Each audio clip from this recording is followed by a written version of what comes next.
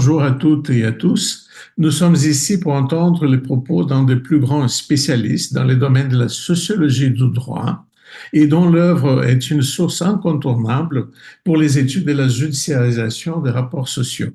Donc, nous remercions vivement Monsieur Jacques Commaille d'avoir accepté notre invitation, portant sur un point très important de l'agenda social actuel et dont l'analyse est particulièrement complexe, la judiciarisation de la violence des genres. Professeur Commaille, pour aller directement donc au vif du sujet, nous voudrions vous entendre sur le caractère des leviers du droit dans les domaines de la violence des genres. C'est ces leviers d'abord notre point d'approche. Très bien. Oui, je crois que cet exemple ce cas de la judiciarisation de la violence faite aux femmes est tout à fait illustratif, je crois, de ce qu'on pourrait appeler un changement de statut de la justice, peut-être.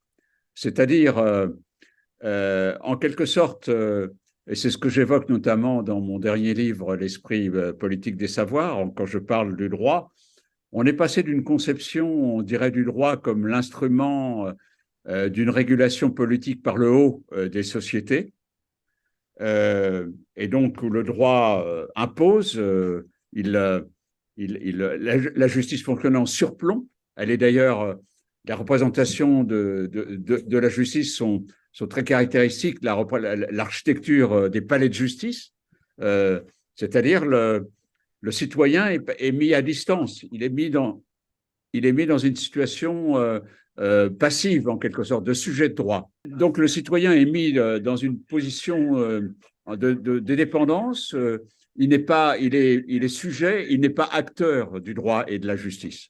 Et ce qui est intéressant dans le phénomène de judiciarisation des violences faites aux femmes, c'est tout ça est né en quelque sorte d'un mouvement social, d'une mobilisation des femmes, et en quelque sorte, cela fait que les femmes de sujet de droit sont devenues actrices du droit. Elles sont devenues actrices du droit dans l'extraordinaire transformation, évolution des législations pour ce qui les concerne, en faveur d'une égalité, en visant une égalité, et aussi parce qu'elles peuvent être victimes plus que les hommes.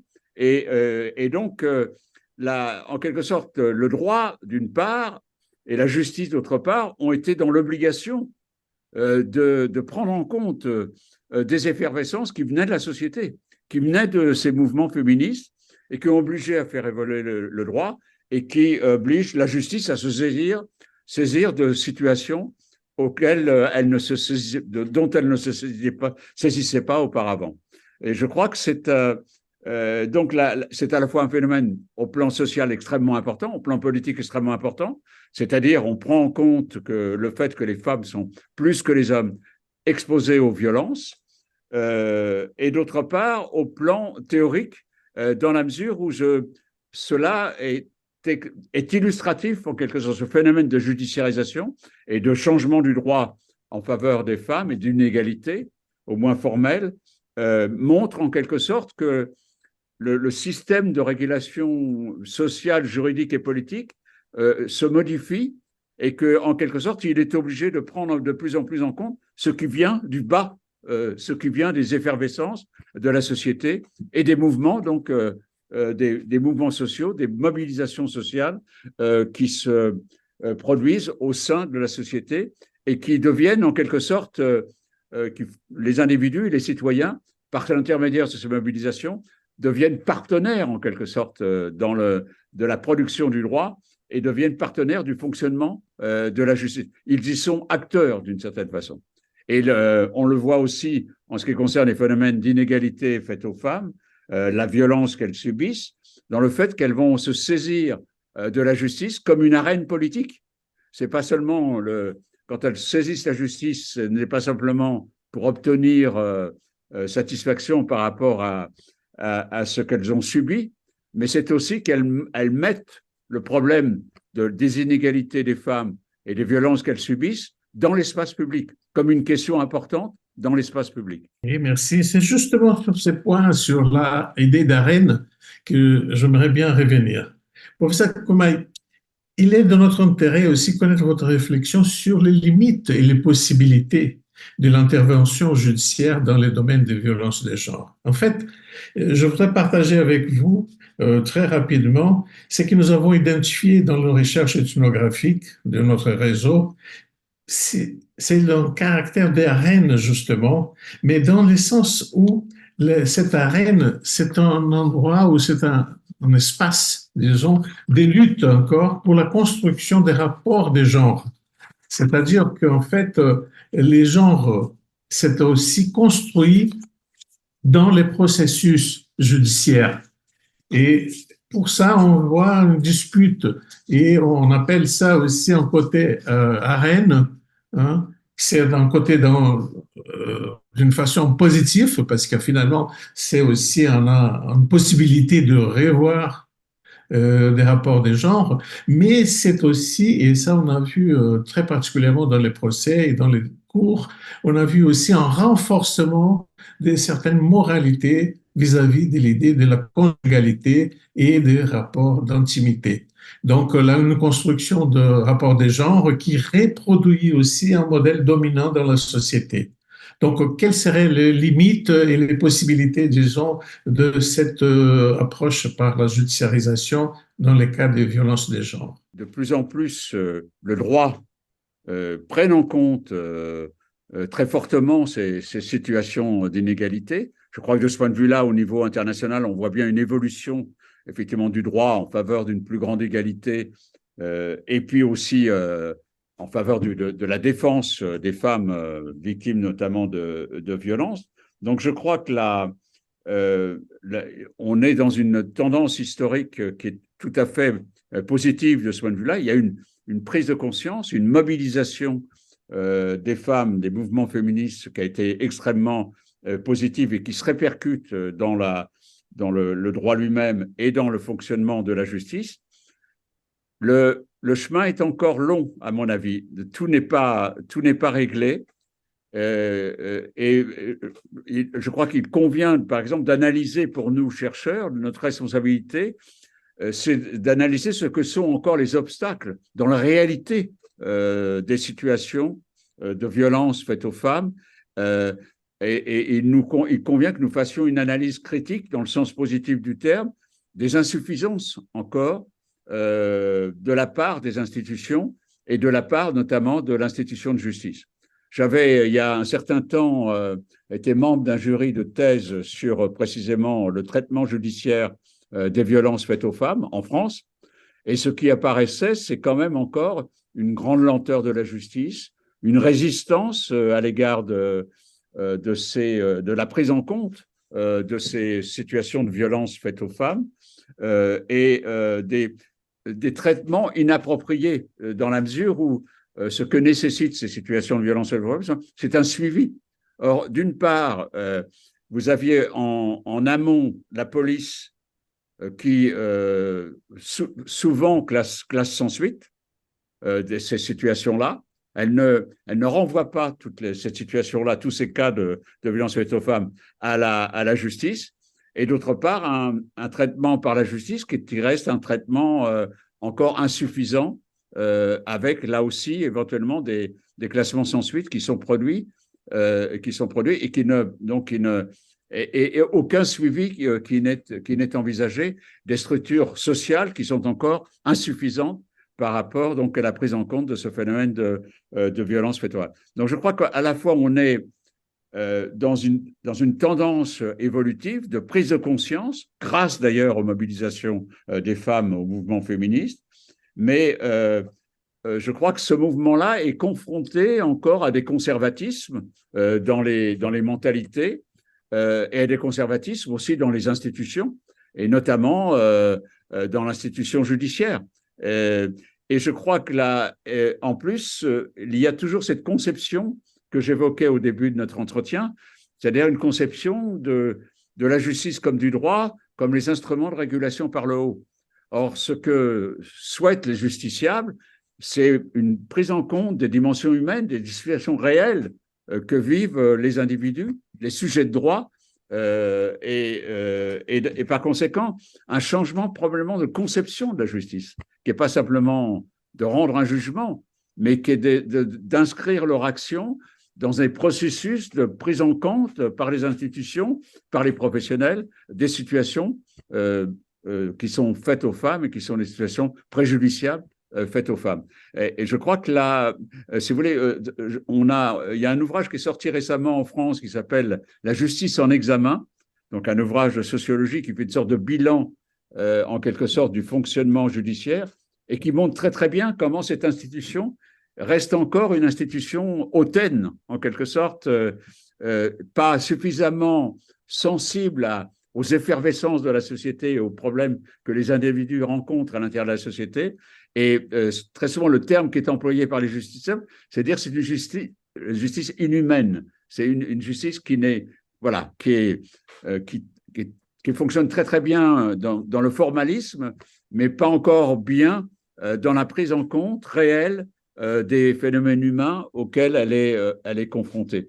Et la critique qui est très forte qui apparaît dans cet ouvrage sur c'est la critique de la distance qui n'est pas, je dirais, compatible avec la façon dont ces situations faites aux femmes devraient être traitées. Oui, on est très sensible à ces sujets. On a même thématisé l'idée d'un espèce de reste, hein, dans les jugements, parce qu'il y a au niveau du vécu des justiciables encore quelque chose qui dépasse, disons, les cadres de la typologie du droit.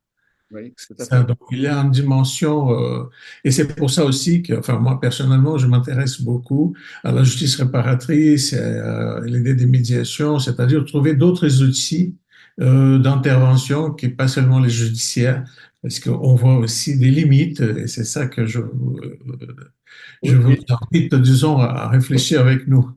oui, tout à fait. Et ce qui est intéressant, c'est si vous voulez, c'est d'ailleurs c'est ce que fait de plus en plus, ce qu'on fait du tout ce qu'on fait dans les savoirs sur les politiques publiques, c'est la prise en compte de ce qu'est la mentalité, de ce que sont les valeurs des professionnels qui sont dans ces institutions. C'est-à-dire, et de ce point de vue-là, il y a encore ce que montre très bien le programme Justine sur la justice et l'égalité, notamment à l'égard des femmes, c'est le fait que, si vous voulez, on a encore du personnel judiciaire qui, en quelque sorte, a une conception, je dirais, inégalitaire de l'homme et de la femme, des préjugés, des représentations sociales traditionnelles, et qui, en quelque sorte, pèse sur la façon dont la femme va être spécifiquement la femme va être traitée dans le processus judiciaire. Donc, je crois que c'est très intéressant, c'est cette prise en compte de plus en plus aussi dans les travaux sur la justice, et ça vaut particulièrement pour ce qui concerne quand les femmes sont concernées comme justiciables, c'est le système de valeurs des magistrats, leur représentation sociale, par exemple du statut des sexes et de la question du genre.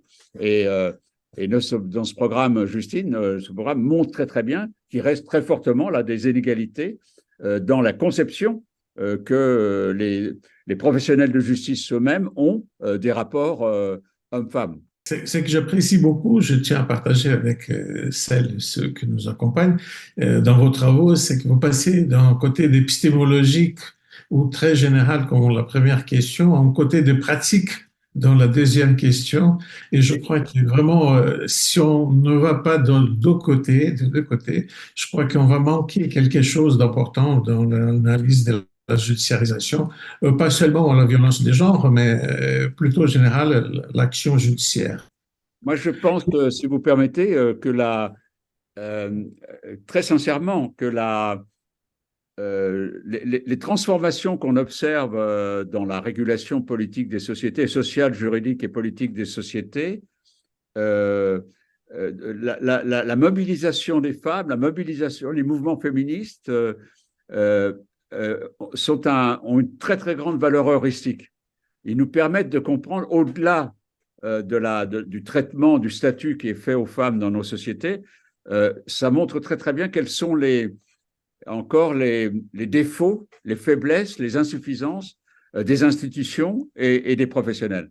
C'est-à-dire que c'est à la fois la question des femmes est très importante et en même temps, elle est très révélatrice de processus qui sont à l'œuvre à l'intérieur de nos sociétés, des processus de changement, mais aussi des processus encore de résistance au changement. C'est très, très, très bien de rappeler cette espèce de puissance heuristique que les mouvements sociaux ont et qui produisent des objets pour la sociologie et pour les droits aussi. Donc, c'est très intéressant cette approche. Absolument, oui, je pense.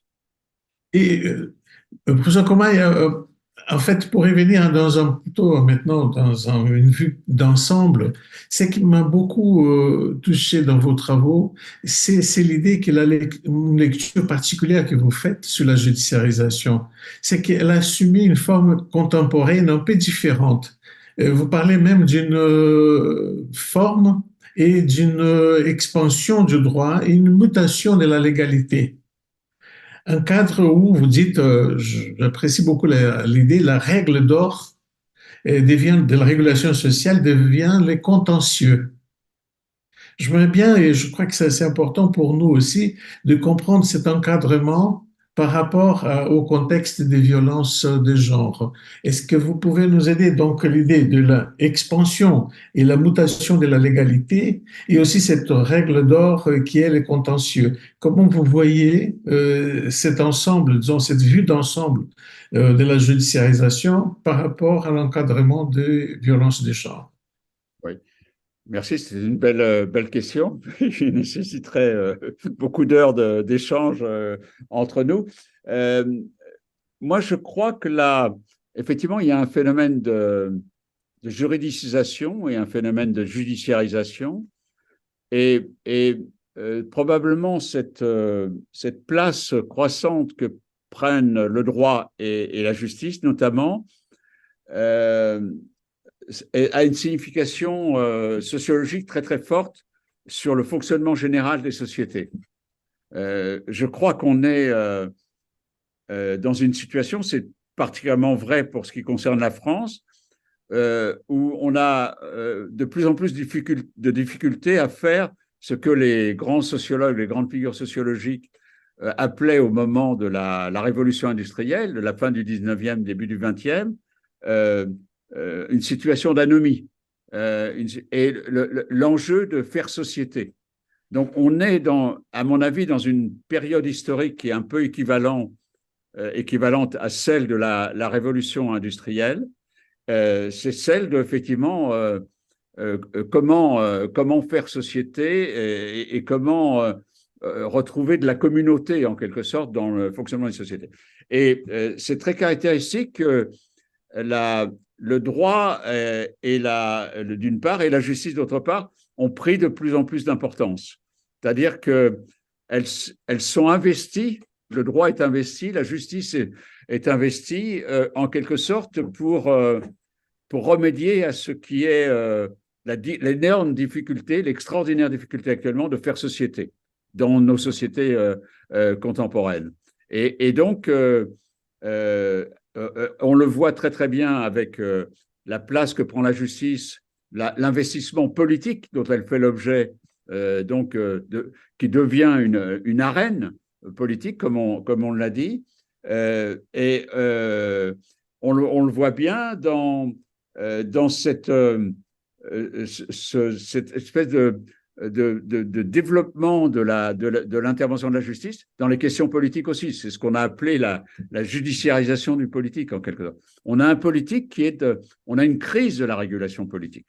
On a une remise en cause d'une régulation politique par le haut, comme je le disais, et une grande difficulté, en quelque sorte, le politique il est à la fois contesté. L'institution de justice est contestée comme toutes les institutions. Les professionnels sont contestés comme les professionnels de justice, comme tous les professionnels.